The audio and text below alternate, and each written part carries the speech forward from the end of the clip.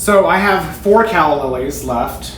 Ideally I would have 5, but I generally like to have calla lilies arranged kind of by themselves because they're a very kind of sleek, sexy flower, and I think a small container like this is perfect. So I'm going to take these last 4 and I'm going to cut them a little bit short. I may have to adjust the height a little bit to make this work, but you know, do it in such a way that you can actually enjoy the playful nature of the flowers themselves.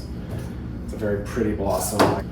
I would ideally have a 5th one in here, but what I do want to show you is that I like keeping a lot of houseplants in the apartment and in my house because, you know, why not? You can trim from them. So I'm going to just get in there and borrow a few for this arrangement. Because isn't that pretty, that like bright green next to the aubergines? If I get maybe 3 of these. Also, what's pretty about this is the back of the leaf has a little bit of that kind of plum color. So it's just a little bit of a study in green and plum with the green and the plum of the flower. And then, you know, a few cuts, a few interesting leaves like this. This is the kind of plant you can buy at Home Depot. You can get them at a lot of grocery stores. It's really not anything all that special. But it makes for a nice graphic flower arrangement. And so even just 3 leaves and calla lilies, you know, you've got a nice little composition for a side table.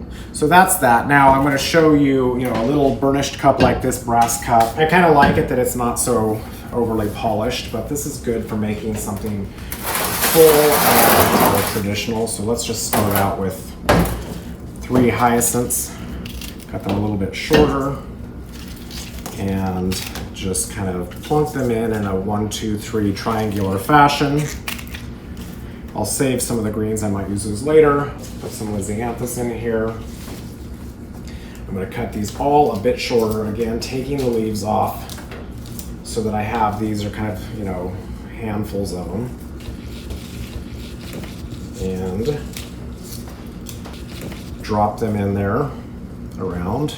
They're a little tighter. So this is a more traditional arrangement, a little more cheek-to-cheek flowers. I'm not using any additional greenery other than the leaves that are on the flowers themselves. You can tuck in things tighter. If you have broken stems, they can go lower like that. These are really foolproof ways to make pretty, sumptuous arrangements. And because this lisianthus is so full, we have a lot of like nice cuts. I can actually get another hyacinth in there, right in the middle. These hyacinths will continue to fill out, so I'm going to leave room for that to happen. It's pretty pink on pink. I like the little burnished brass with the pink.